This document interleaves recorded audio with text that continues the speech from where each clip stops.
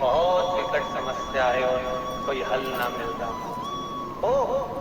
हो जाता है जीवन में। कोई कोई घड़ी ऐसी आके खड़ी हो जाती है जहां पर हमको सोचने के लिए भी समय नहीं। तब मंगलवार को अगर शिव जी के मंदिर में, शंकर के मंदिर में जाकर 1 लोटा पानी चढ़ाया जाता है तो हमारे कार्य में उन्नति होती है। शिव कथा कहती है, एक निवेदन आप सबसे ध्यान करिए, जिस बेटे बेटी का मंगल विवाह नहीं हो रहा हो, शुभ कार्य की सूचना नहीं आ रही हो, बहुत दिनों से एक फाइल कहीं लगी हुई है, अटकी हुई है, नहीं काम हो रहा, हम उनसे कहेंगे केवल 22 से 24 दिन निकलते हैं और घर में कोई शुभ कार्य की सूचना आना प्रारंभ हो जाती है। वो देव पितर का चावल के 7 दाने जल के पात्र में डाल लीजिए और मात्र 5 पुष्प सफेद जल के पात्र में डाल लीजिए। दुर्वा के 3 बट, एक लंबी सी, यहाँ तो अभी दुर्वा नहीं है, पर एक लंबी सी जो दुर्वा होती है, दुर्वा में 3 गांठ पड़े, लंबी डंडी होगी तो 3 गांठ अपने आप आ जाएगी। 3 बट वाली दुर्वा उस जल के अंदर डाल लीजिए और शंकर के मंदिर में जाकर उस जल को समर्पित कर दीजिए।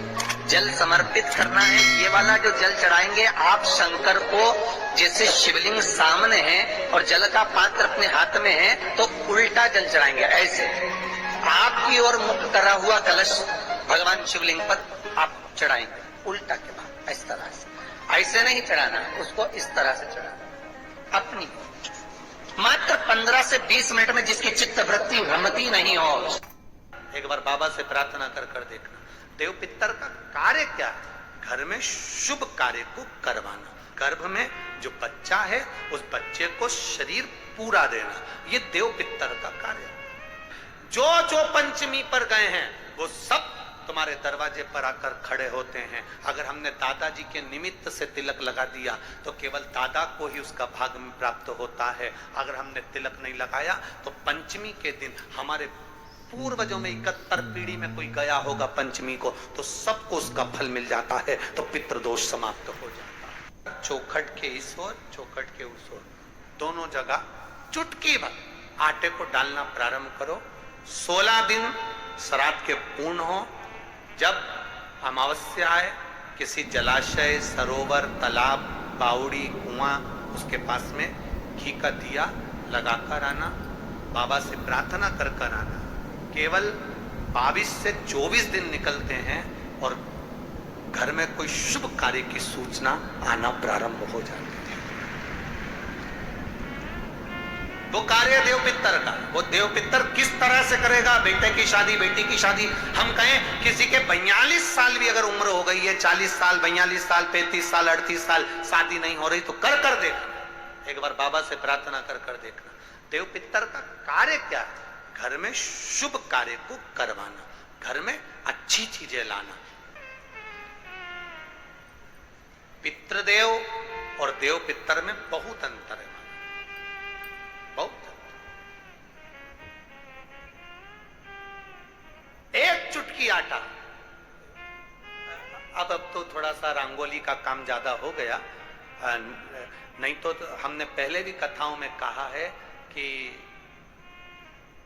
3 जगह पर आटे की रंगोली काम करती है, जिसका फल 1000 गुना होता है। 3 जगह पर आटे की रंगोली काम करती है, हमने पहले भी कहा। पहला, पितरों की पूजन हो रही हो, पितरों का पाटा भरा रहा हो, पितरों के लिए जोत लग रही हो, पितरों के लिए या अन्य स्थान पर कहीं पूजन हो, तो वहां पर आटे की रंगोली काम आती है। वहां पर श्री शिवाय नमस्तुभ्यम, हर हर महादेव। प्रदीप मिश्रा जी ने मंगलवार के बहुत अच्छे और अचूक उपाय बताए हैं। प्रदीप मिश्रा जी ने बताया है कि 1 लोटा जल ले, उसमें थोड़े से चावल, 1 सफ़ेद फूल और थोड़ी सी दुर्वा गांठ वाली, 3 गांठ वाली, ये सब लेकर अगर हम भगवान शिव पर समर्पित करते हैं तो हमारी हर मनोकामना 15 से 20 दिन में पूरी हो जाती है। प्रदीप मिश्रा जी ने बताया कि आटे का भी बहुत ही अचूक उपाय है। अगर हमें ये उपाय भी करना है और अपने पितरों को प्रसन्न करना है तो हमें एक एक चुटकी आटा सुबह हमें अपने दरवाजे के बाहर डालना होगा और फिर अमावस्या के दिन कहीं कुआं, ताबड़ी या तालाब के पास में एक दीपक लगाना होगा, जिससे हमारा पितर हमारे घर में जो भी काम बिगड़ रहे हैं सभी बनने लगेंगे। प्रदीप मिश्रा जी के उपाय देखने के लिए मेरे चैनल को लाइक, कमेंट और शेयर जरूर करें। मेरा चैनल है धार्मिक वीडियो पूनम शर्मा हरियाणा। पत्थर की रंगोली नहीं, मिट्टी की रंगोली नहीं, आटे की रंगोली का।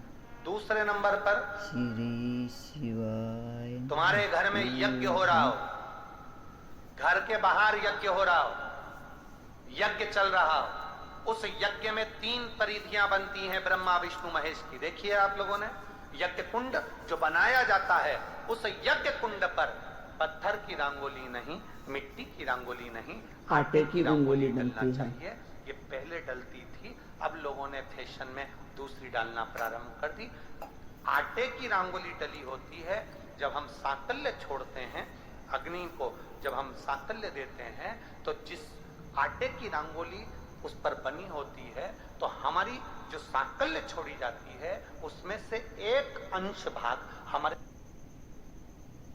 पूज्य प्रदीप मिश्रा जी ने बताया कि जब हम आटे की रंगोली बनाते हैं तो उसका एक अंश हमारे पितरों के लिए होता है और ये वाकई में सच भी है। जब हमारे घर में कोई हवन होता है तो ब्राह्मण हमारे घर में आटे की ही रंगोली बनाते हैं, क्योंकि वो सभी हमारे पितर दोष और ग्रह दोष के लिए ही हवन होते हैं। अमावस्या के दिन अगर ये हवन होता है तो और भी लाभकारी होता है।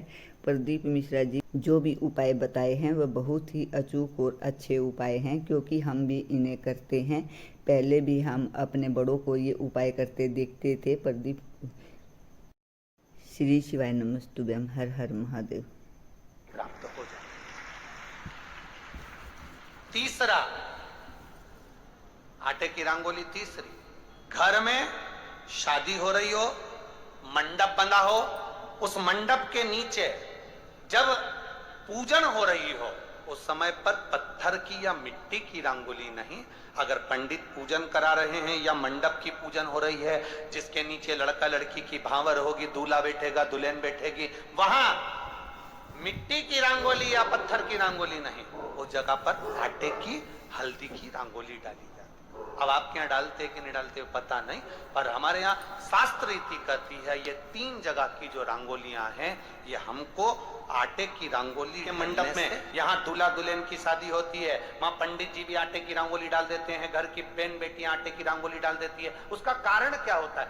जिसकी शादी में मंडप के नीचे आटे की रंगोली डलती है वहां पितरों को निमंत्रण नहीं देने की जरूरत पड़ती, वहां पितर उस वर कन्या को आशीर्वाद देते हैं जिससे उनका वंश बढ़ता है, वंश बढ़ता है।